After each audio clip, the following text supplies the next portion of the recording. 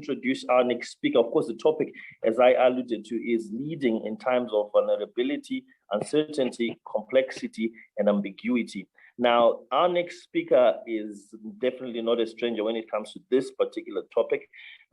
She has been called upon by organizations such as ENS Africa, MASH, and McLean's, the Discovery Group, Saint Gobain, Volkswagen, and other individuals speaking to here on the issue of unlearning. And she has been dubbed the Unlearning Lady. Now, of course, she transitions transition facilitator as well as futurist.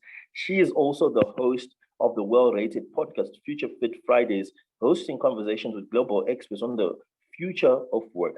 Zanele is a contributor to the thought leadership section of the Mail and Guardian and was voted is number 45 on the advanced media list of top 100 most influential young South Africans back in 2019. So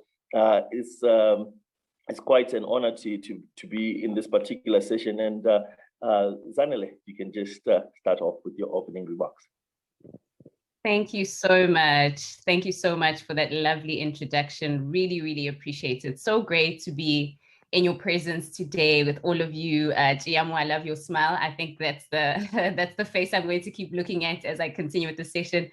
Prince, I don't know if that's your real picture or you just have one of those, but it's great to see all of you. It's great to be here this morning or / afternoon, I guess, depending on where you are. And that introduction is pretty much right. That's who I am, and this change stuff, this future of work stuff is what I do consistently on a daily basis.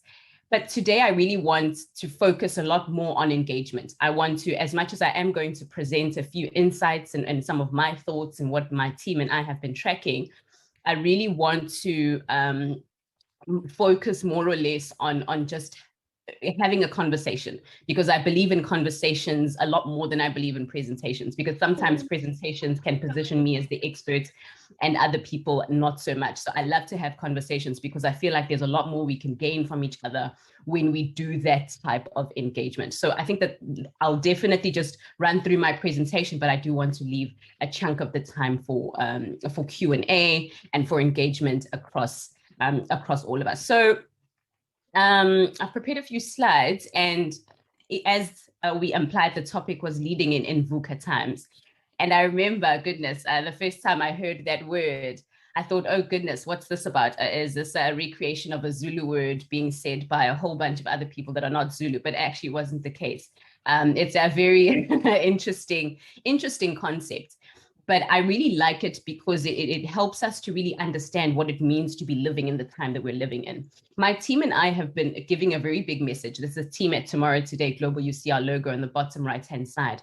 And the biggest message we've been giving to our clients at the moment is that COVID-19 is the least of your worries. And so many people and so many organizations at this time, and entrepreneurs more especially, I do some work with entrepreneurs as well, and startups have been really going, okay, so COVID-19 is going to be over soon. We can all sort of go back to normal, go back to what we're used to. But what we are saying is that COVID is actually the wake of so many other disruptions that are going to come and find you, from geopolitical related disruptions to policy related disruptions, environmental sustainability, AI, machine learning, whatever it is, really has been accelerated by COVID-19. So this term VUCA is really just exemplifies what these times are, where you just can't stop. I love this quote by Les Brown. He says that you literally have to run to stand still. And that's the times that we're living in, where we have to run to stand still just to be in the same place that you were last year. You have to literally run. You have to just keep moving. And that's the exciting, but also the daunting thing about the times that we live in. And to show you what I mean by this, have a look at the image that's on my screen. I love engagement. I have a past as a primary school teacher, so I am going to be checking in with you and asking for us to just get some conversations going every now and again. So have a look at the image that I have on my screen now, and just head over to the chat box and let me know what you think the mistake is in that picture. So I'm going to have a look at the chat box. There's a brownie for the first person to answer, whoever that is. So let me know, can you find the mistake? And if so, what is it? Take a few seconds and have a look at the image. What is the mistake in this picture? Brownie points for you. Anyone else want to? Chiamo, you say there's no mistake. Okay, I see someone says mistake is the mistake. All right. I love your thinking. I love your thinking. That's the exact same type of thinking that we need in this world. All right, Ellen, you also jumping on there saying the word mistake is the mistake. Okay, so have another look. Yes, you'll see if you go into the chat box, you'll see what Prince has said. That's the actual mistake that's in the image. But you know what? This image for me is just gold, because what it does for you and I, it exemplifies just in this one activity or in this one picture what these times are all about. They are all about so many different things. But while we're at that same predicament, you and I are being tricked by our lovely brains that we trust so much, because what our brains have been trained to do is look at the numbers, look at the colors, and we go, oh, that's where the mistakes are. So VUCA Times really are all about how so many different things are interacting with each other all at once. And you and I have to keep our eyes sharp. We have to keep ourselves alert, even in times where things seem so different. And some people are saying mistake is the mistake, and there's two theirs, and this is going on, and the numbers are missing, and whatever else it is. So it's about, where do we keep our eyes? What should we be looking at? Where is the actual mistake in today's environment, in today's society, in today's businesses, in our ventures and investments, wherever it is that you are looking? Where should we be looking? And that, for me, is really one of the biggest takeaways that are really telling us that it's not a time to do more of the same thing. It's not. This is an opportunity, and I often say this, that this is an opportunity for us to hit the reset button and go, okay, so what COVID-19 has done is it's wiped the slate clean so that you and I can start afresh and almost rewrite the rules of what it means to be a business, of what it means to be efficient, to be productive, and to be at the top of our game as an organization, as a team, as even an individual. So definitely not. I will say this is not the time to do what you did in 2019. It's not even the time to do what you did in 2020. Because the things that you did in 2020, a colleague of mine, Piwe Moya, often says that in 2020, you and I were in defense mode. But this is the time for you and I to start getting into attack mode, rewriting the rules and understanding that the rules have changed. And what's going to get us into the rest of the 2020s, that is a disruptive decade, more than what we've often seen. And I love what Bill Gates says as well as Alvin Toffler, that really the rules are changing. And it's the organizations, it's the teams, it's the individuals that know how to move from one way of doing things to another way of doing things that are really going to make a name for themselves. And I want you to just take a second and ask yourself, is that you? Are you that organization? Are you that leader who can move nimbly, adaptively, flexibly from one thing to another? Or are you still going, oh, but that's not the way we've always done things around here? How do we turn the ship around? And so those of us that are going to see ourselves in a better position are the ones that can go, okay, let's readjust the sails and move straight to what we need to do, as we know is the nature of things. So I really love this quote, that it really positions this idea of learning and unlearning, that the rules are being rewritten. The way to make your way through the maze is really not the same way that we've been making our way through the maze. And I love, thank you so much to our chair who helped with introducing this term of VUCA, just so we understand what it's all about.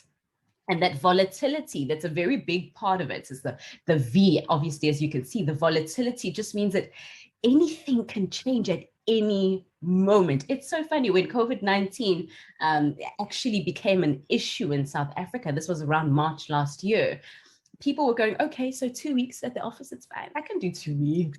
Oh, is it 2 weeks? And then, hey, and that's what volatility is about. It means at the drop of a hat, anything can change. And the situation is so sensitive to change that anything can happen. And that's how our businesses are set up nowadays. Because if someone makes a statement in Washington somewhere, it could change the way your business does something. If an earthquake takes place in a certain part of the world, it could change the way your business functions. And that's what volatility is about, and the uncertainty. I mean, you don't have to say that much, right?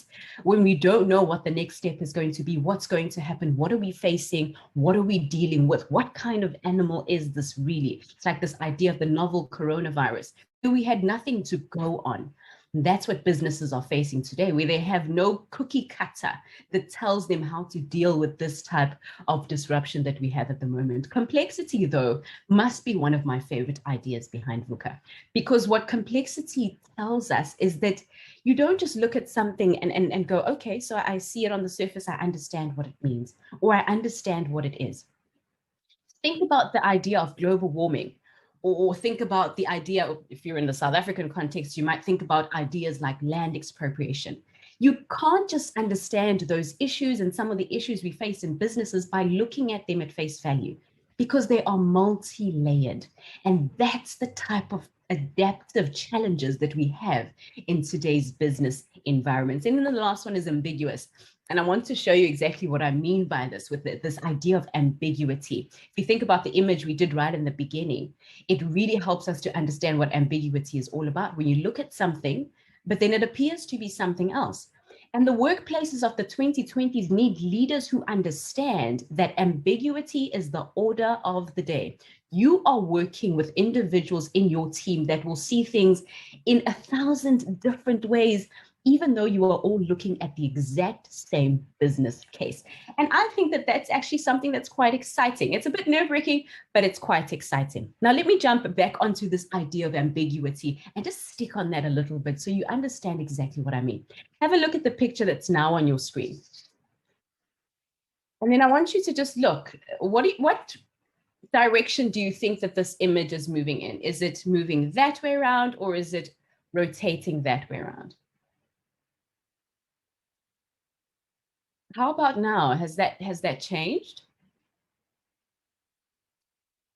Now I might need to look at it really, really carefully.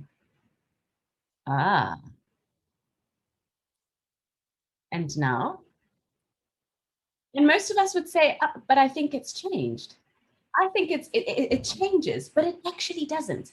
It's exactly the same. It's just about where you focus. It's about where you look. It's about what you're looking at and what factors have been introduced to the situation to make you see it differently. And that, for me, if there's nothing else that you take from this presentation today, that should be the one thing that you take away. It's that picture, and how that picture is so tricky that it makes you think, oh my goodness, am I okay? Am I seeing things? Because that's the type of world that we live in. And it's a world that needs individuals who are leading teams to really do three things, but do them all at once. And this is really what I've been advising a bunch of my clients to do at this time. You have to start by tracking. And this is why this idea of VUCA is so important, because it needs you and I to not just put our heads in the sand, but this is the time to track and understand and make sense of trends. What trends are influencing your industry at this time? Think about all of the things that are moving the wheels of the world at this moment, that are being talked about, that are being debated around business tables, whatever it is. What are those trends that you should be tracking? Because it's the individuals and the teams that are not tracking the trends that are the ones that end up falling behind. I mean, there are numerous examples that we can think of teams that didn't track and didn't see the little guy who was playing the new rewritten game that end up falling behind. And then the strategizing. How do we strategize around those trends? This is a time where you consistently need to strategize. I have so many teams that I work with that say that they still do their reviews or their quarterly reviews or whatever it is on the performance reviews on different individuals in the team. They'll do them every 6 months or every year. And I go, oh my goodness, how are you doing that? How are you doing that in such a fast-paced world? And this is the same for strategy. Strategy is an on-the-move game. And that's the way leaders need to start to think. If you are strategizing anew every year, and that's the only time you ever speak change to strategy, then you might have a bit of a problem. Because the nimble nature of the 2020s organization needs them to consistently be talking change of strategy. Now, I'm not saying each and every single day we sit around and huddle and change the strategy, but I'm saying it needs to be top of mind all the time. Because when a new player comes into the game that you didn't see coming, you need to understand, let's go back to track. How do we track what they're doing? What are they doing? How's it different? How are they speaking better to our client than we are? And then we strategize around those ideas. And then the last one for me, really, really important, is that implementation. Once we've tracked, we've made sense of those trends, we strategized around those trends, we need to implement.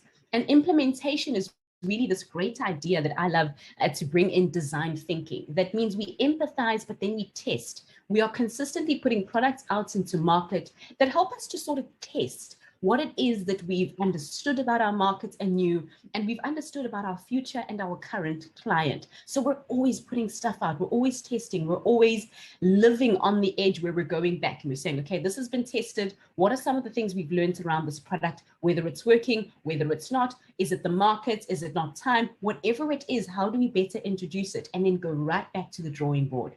And that consistent cycle of doing things in that new way is exactly what makes the 2020s organization and the leader of the 2020s super, super unique and really a force, like I always say, an absolute force to be reckoned with. And so this is the main idea. The way we need to start to think, yes. No, you can continue, you can go ahead. Okay, no problem. So the way that we need to start to think and the way we need to start to act really is like entrepreneurs. And when we say this, and I'd love to get a few people's feedback, you can just almost say, hit me up. Goodness, I'm revealing my age. You can just go over to the chat box and let me know your thoughts on this. But I believe that at this stage of the world and in the way that we are currently in the business climate that we are currently in, it's the leaders that can think like entrepreneurs that are going to set themselves up for mass success in a consistently changing world. And when I say thinking entrepreneurially, I really mean thinking on your feet. If you think about a startup, what are some of the benefits to a startup compared to a larger multinational or big corporate organization? I'll just ask one person to maybe give me, one or two things that really put a startup in a better position, or a smaller organization or enterprise in a better position than a multinational. Any hands? I'll look out for hands that go up. No red tape. Yes, Uno, love it. No red tape. Any other takers? You can put it in the chat box as well. That's perfectly all right. One that stands out for me while you do that is decision making. Think about how decisions can be taken a lot quicker and a lot easier in a smaller and a startup organization. And that, unfortunately, is where I found a lot of my clients are falling behind. They're trying to give their teams a lot of autonomy, but there is still this structure and this red tape, like Uno is saying, that is in the organization that somehow stops us from being nimble and adaptive. If we notice something is coming on the horizon, I can't afford to go to Bob first, and then Bob is going to go to Mandla, and then in 2 weeks' time, Mandla is going to say, okay, but the only other time that we're going to meet as an executive is in 3 weeks' time, so let's wait for that. Because that's just not the type of pace that we need. But if you're an entrepreneur and you have an entrepreneurship mindset, you're going to go, how can we bring that down so that that nimbleness and that adaptability of VUCA Times is something that we thrive on and live in? So I want to introduce you to two different concepts, or three. Let me do three of them. Three different transitions that you can take as an individual who is leading a team or leading yourself during VUCA Times. There are three different transitions. And when you introduced me in the beginning, one of the things that you did mention is this transition facilitation that I do, helping organizations to move from one way of doing things to another, more complex, more adaptable way of doing things. So I'm going to talk about three different transitions. And if you'd like, I'd really advise that you write these down. So the first of these is denial to curiosity. Now, when we go through any kind of disruption, the default in our minds is to deny, because the brain doesn't like uncertainty. When the brain sees uncertainty, thinks uncertainty, it goes, okay, let me fill it in with gaps. It's not really happening. It's like when COVID happened and we all said, oh, 2 weeks, 2 weeks. That was the denial that we were seeing at that particular time. But what we want to do as we lead our teams through this complex time is that we want to move from that state of denial into a state of curiosity. Because what curiosity does, as much as there is that level of uncertainty, it moves you into a toward state where you go, okay, so I understand that there is a little bit of uncertainty, but if I'm going to be hungry to understand, it puts you in a different perspective. And that's the type of individuals we need in our teams. Individuals that are hungry to understand, that are curious. And curiosity for me really is all about asking questions and wanting to understand some of these complex situations. Have a look at this. In this picture, there are two different men. There is a sad man and there's an angry man. Now head over to the chat box. Let me know which one do you see.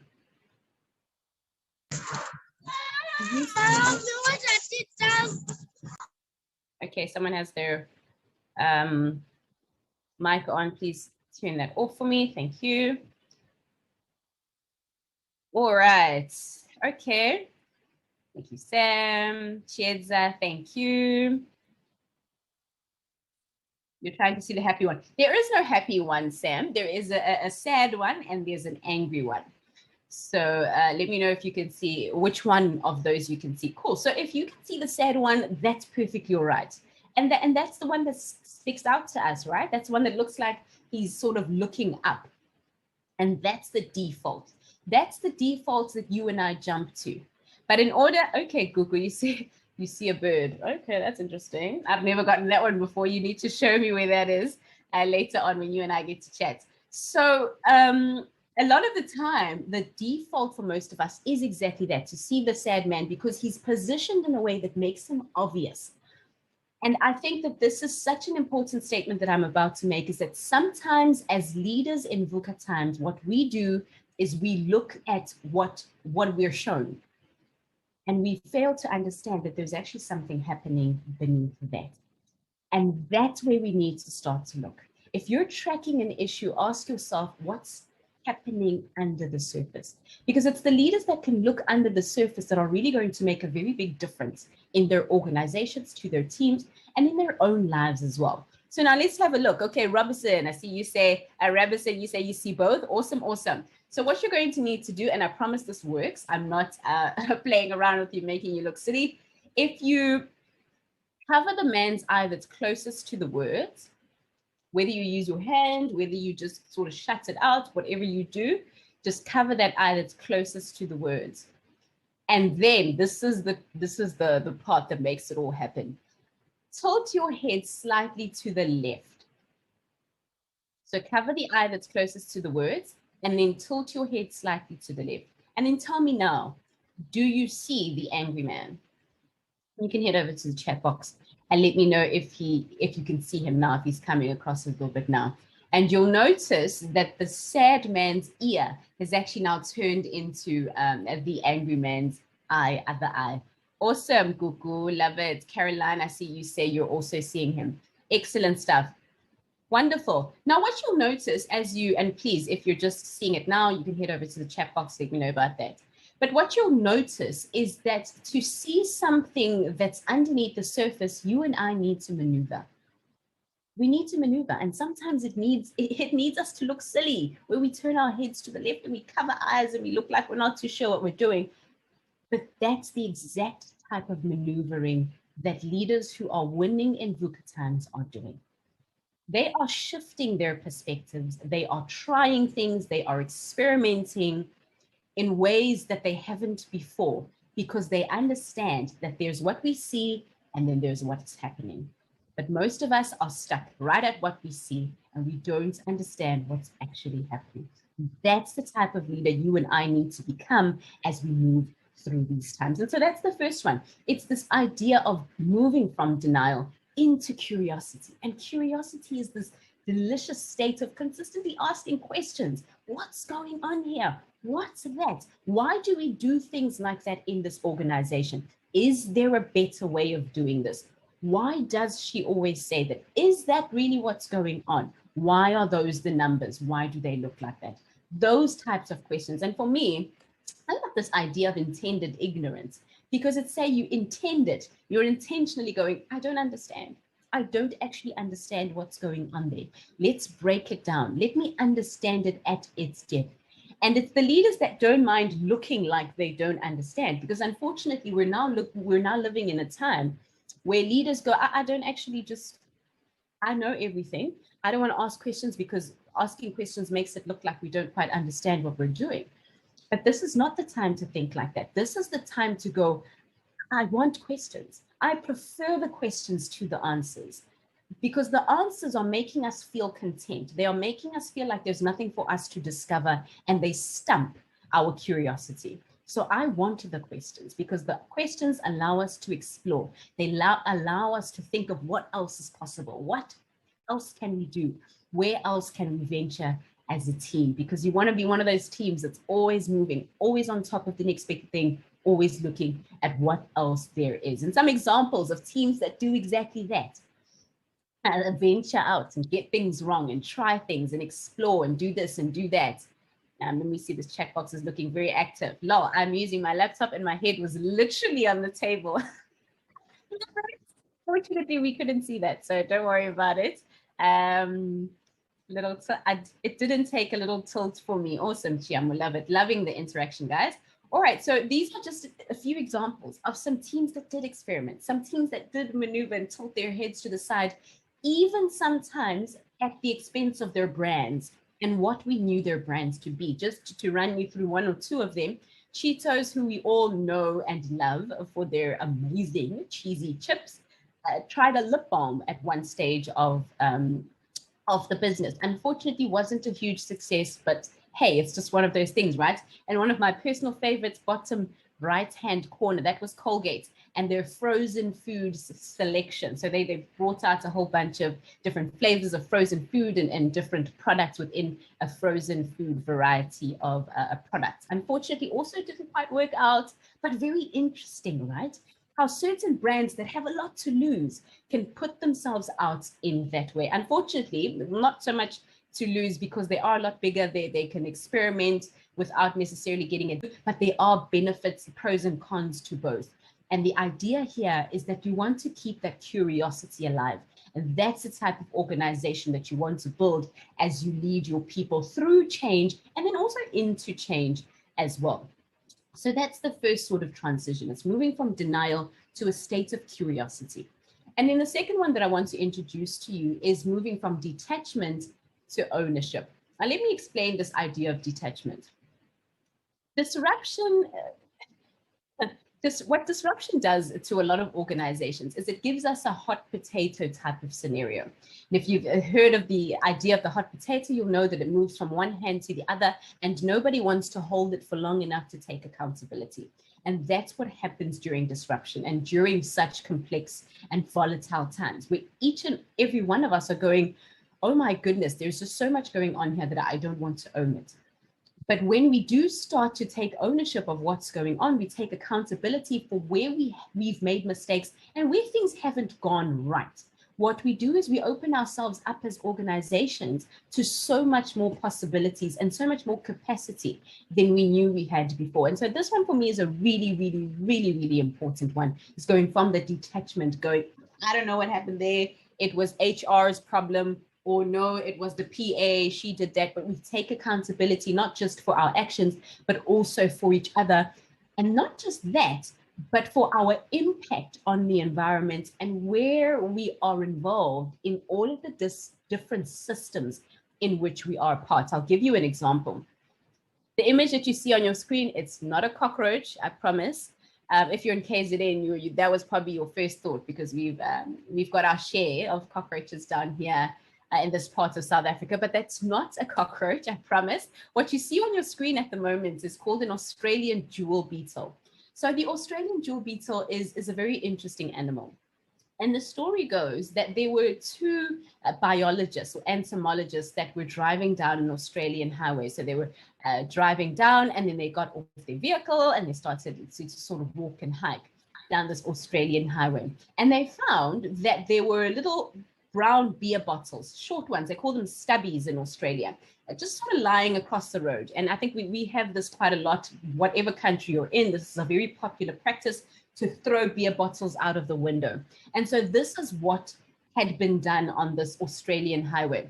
But when they took a closer look, they noticed that there were Australian jewel beetles sort of hunched on these beer bottles. I mean, Australian jewel beetles were hunched on these bottles. They took a closer look and they found out that these were male Australian jewel beetles. Now, I don't mean anything by that. This is just how everything went. Not that the males like the beer and the females don't. That's not the point of the story. When they took an even closer look, they noticed that the genitalia of the beetles was averted. So they were attempting to mate with the jewel beetles, with the actual bottles. But here's the interesting thing. If you look at the bottom of the stubby or of the bottle, you notice that it's dotted with, it's sort of studded and it's got a golden brown color, which is exactly what the female Australian jewel beetle looks like. So what was going on with the male Australian jewel beetles is that they were jumping towards these beer bottles and thinking that they were female Australian jewel beetles and starting to mate with them.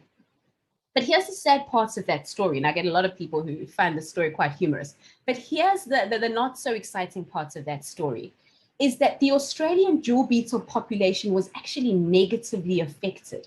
So they lost a great percentage of male Australian jewel beetles just because of this practice. And by the time the beer manufacturers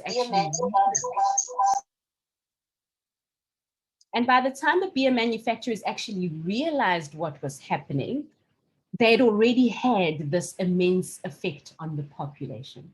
And so that's why I say that ownership is really important, because if you and I can understand that as a business, as an individual, as a leader, this is the role that I'm playing in my ecosystem, if we can call that, or the system of my business, then I can take accountability for some of the things that are not going so right. So it's this idea of systems thinking that's so important that I think we've unfortunately sort of lost along the way here and there of understanding what role we're playing.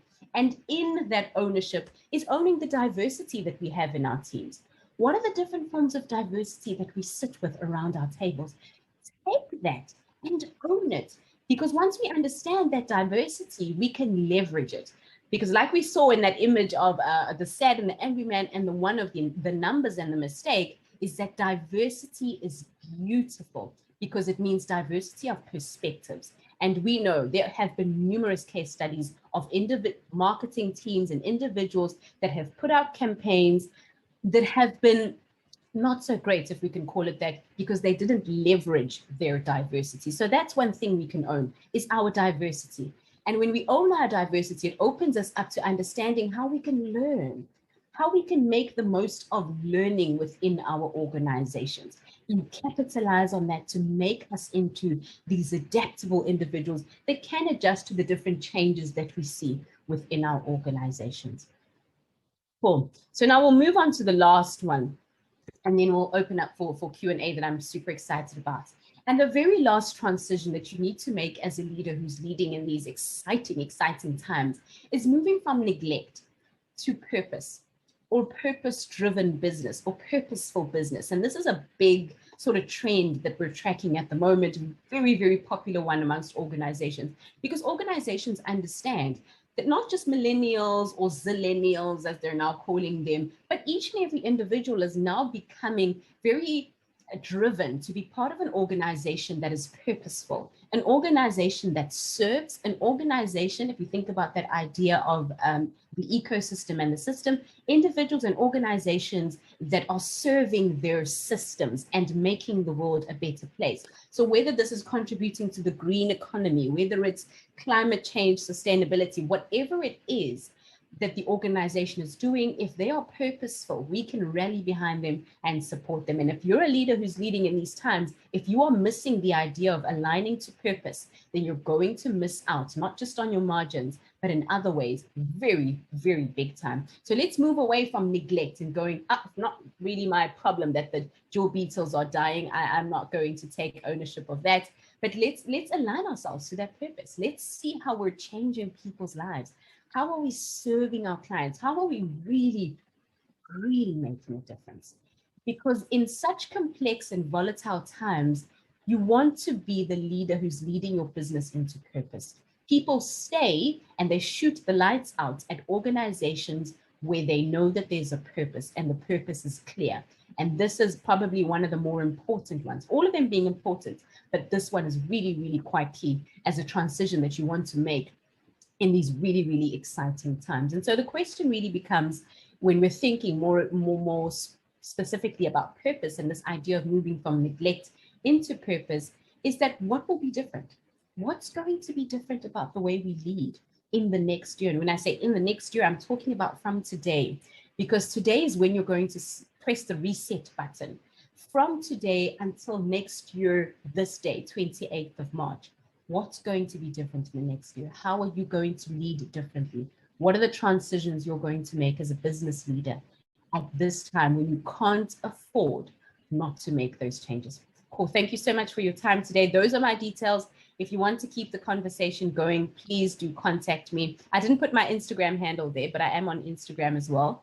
If you're a grammer, as they call it, goodness, I'm revealing my age so much today. But if you do that type of thing, please do reach out to me. Would love to have a conversation and then carry on the conversation. If there are questions you didn't get to ask during the session, let's hook up and have those conversations there. Thank you so much. It's been an absolute pleasure.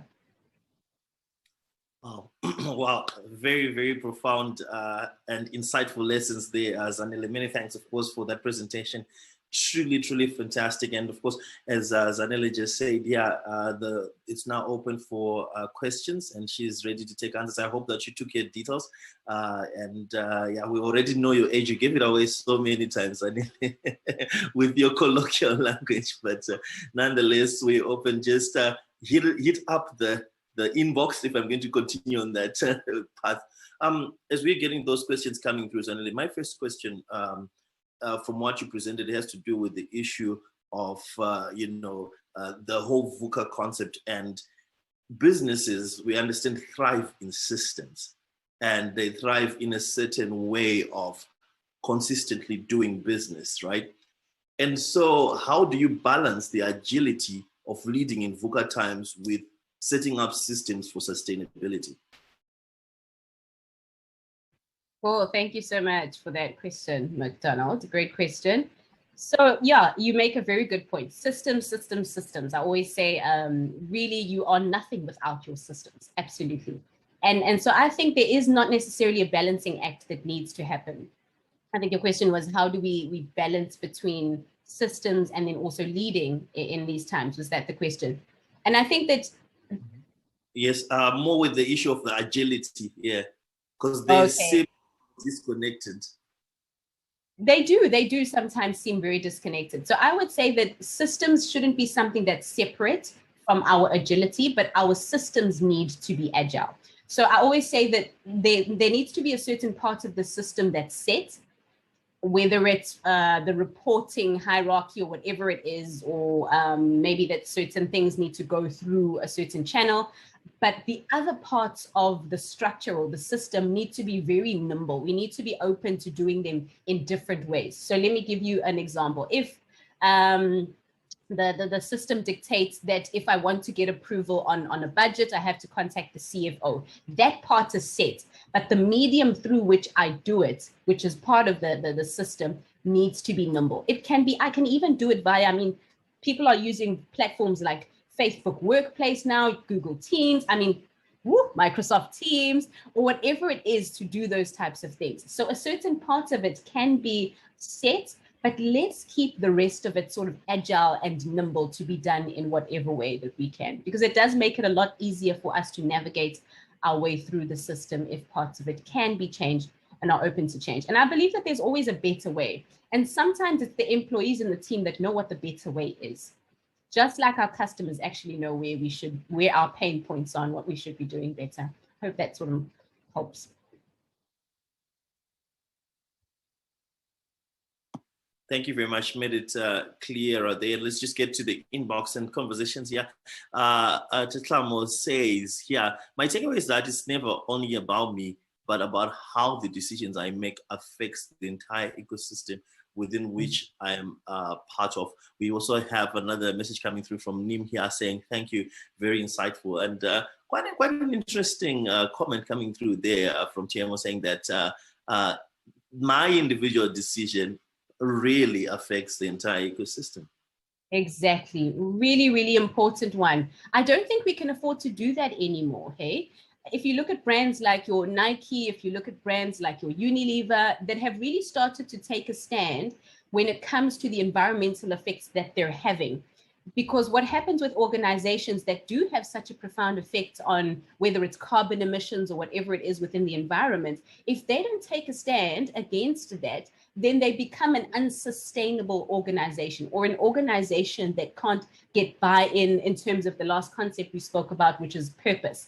And so you really want to be consistently conscious around the effects that you're having in the ecosystem, because what that allows us to do is it allows us to cross-collaborate and partner and actually be a business that drives good.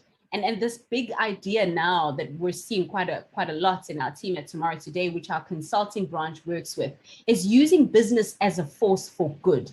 And when you are system conscious or ecosystem conscious, your business can be a force for good, because you're looking at where you're affecting the system, whether it's positively or negatively, and what some of your long stretches can sort of be as you affect and make that better as well. I hope that helps with the question. It definitely makes it more clear. Once again, we are open to the floor.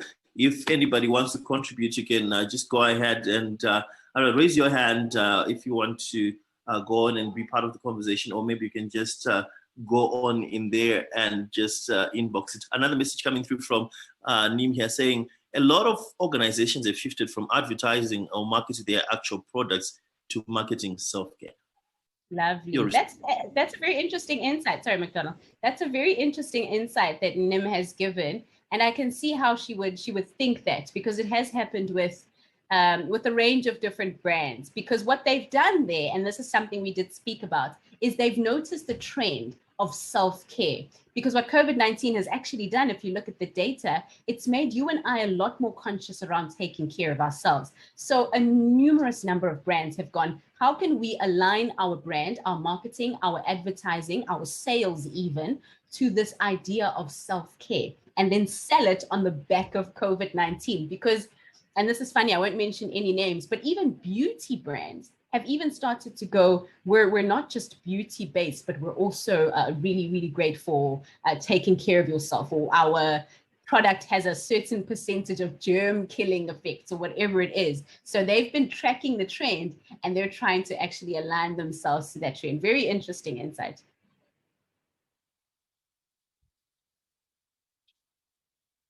Thank you once again to Nim for that particular contribution there regarding the issue of the transitions. We're in a very, very interesting times. Chiamo comes in laughing a bit. I also saw that brand Zanele. All right, so we're not naming any. It's as clear as mud, as my mentor would say. But going on ahead, we're living in unprecedented times, times that our generation have never experienced. If we talk about the boom in knowledge because of the internet, we've seen the past decade produce more billionaires than any other time in history. We've also seen great depressions happening across economies that we thought would never be shaken. And more recently, this COVID-induced lockdowns bringing this level of uncertainty. How much now regarding the future can we sort of predict, if at all, or how can we position ourselves to be ready for any other changes, because the changes have been coming and they've been so rapid? That is probably the best question we've had, because a lot of people will ask, especially if you walk into a room and you introduce yourself as a futurist, what a lot of individuals will ask is, predict the future. What's going to happen in the next 10 years? What can we look forward to? And that really isn't the biggest question. The biggest question is not what are we going to see in the future, because I've got no crystal ball. I'm a futurist, yes, but I don't have a crystal ball. So that's not the main question. And I love the one you asked, because that is the real question. How do we prepare ourselves so that we can face whatever it is that the future does give us? And I think that the really important answer to that question is then, is equipping ourselves in terms of the skills that we need to have, and adaptability being one of the biggest ones. If you can equip yourself to be completely adaptive, then that's probably your best defense against a consistently changing times. And with a consistently changing time, and with that sense of adaptability, also comes skills. And skills that play a very, very big part in it. I always say that there are 3 different ways that an organization and a team or a leader can sort of skill themselves for the future of work. It's this idea of future skilling, it's this idea of reskilling, and then it's this idea of upskilling. And I break them each down in different ways, but the point is that you skill yourself for the work that you're doing right now. If there's a new software update that's come out at the moment, you need to know how to use it so you can stay in your job. And then the next one, upskilling. If you look into the future of your job specifically, what are you going to need to have that's going to keep you relevant in that line of work, whether it's understanding certain AI that's going to come into your work? How do you equip yourself with the skills to master that? And then future skilling for me are the skills that may not be related to your work right now. I've got individuals in certain firms that are learning to code, even though they're part of sales, or they're learning to code, but they're part of marketing. Future skilling is about the skills that may not have anything to do with your work at the moment, but because you've identified, if we go back to the presentation, that you started to track, and they are skills that you know are vital for the future of work, you started working on them, then you have set yourself up for success, because those skills are going to start to be more and more in demand, and you don't want to start from scratch when they start to get a little bit more in your face. So become adaptable, whether you are consistently changing in your own life, working on being adaptable. And that way, I always say, try brush your teeth with the different hand, do something that just makes your brain better at changing. And then skills. That was a long way of answering that question, but that's what I've got. No, thank you. Very, very clear there. Robson coming through here and saying that Zanele Maverick, I love the topic you present.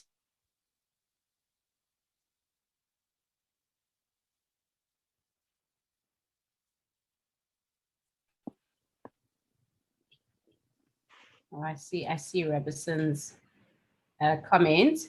He says, Zanele, you're a maverick. Thank you, Roberson. I love the topic you presented. Yes, we're in VUCA Times, and we're all under pressure to be disruptors. What are the building blocks of staying in the game? Do you have to be changing business models every week? No, you don't. You don't have to be changing business models every week, fortunately. But I think that the building blocks are the ones that I mentioned. Work on your adaptive capacity. Whether it's getting yourself used to changing, reading different things, speaking to different people, it makes you better at changing.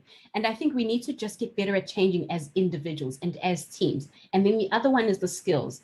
Get the skills in your basket. You won't regret it. You may not use them now, but they'll definitely come in handy someday. So I'd say those are the really two key things, and I hope that really helps, Roberson. But you and I are connected, I think, on LinkedIn already. Happy to have the rest of this conversation offline and sort of extend on some of those points. All right, Zanele, our time fast running out on us now. But if we have any other questions, they'll just quickly jump onto our inbox. But your concluding remarks, Zanele, before we give it to Uno. Cool. So concluding remarks, I think there isn't too much outside of what I've said, but just that we shouldn't let the future of work scare us. The robots are probably going to destroy all of us, but not yet. Sorry, that's a joke. But hey, who knows, right? Because if you think about how intelligent the robots are getting, they are getting quite intelligent, but they are only that. And this is what a colleague of mine often says. It's not, don't think of it as artificial intelligence, but think of it as intelligent assistance. How can you leverage technology, artificial intelligence, cloud mobility, additive manufacturing, whatever it is? How are you leveraging it to help you? Or are you still sitting in your office doing swivel chair work that you could easily automate? So I think that that's one thing we need to ask ourselves. How am I leveraging technology to assist me intelligently? And that's the way to work in the future. Thank you so much. Fantastic. Zanele, what a presentation. I'll definitely go over this over and over again as, of course, I was recording to just get as much gold as I can. But fantastic. Thank you so much for taking time out of your very hectic schedule to be with us on this GSM Success Symposium. Uno, this has been truly fantastic. And I'm back at 3 o'clock, but Uno, it's over to you. Thank you very much, MacDonald, and thank you, Zan. It's good to hear MacDonald's voice. This couple, MacDonald and Trish, taking GSM to the next level, broadcasters, fellows, what. Hey, guys, we're going next level. Zan, thank you so much for your delivery, as usual. I mean, when you call on Zan to come and speak, you relax because you know she will put 1,000% into that presentation and give you so much to learn. I know, just as MacDonald said, that we would have to go through this over and over again to get that agility, that skill set that we need to deal with change in this way. Thank you so much for your presentation, and thank you for donating your time to this conference. Appreciate it so much.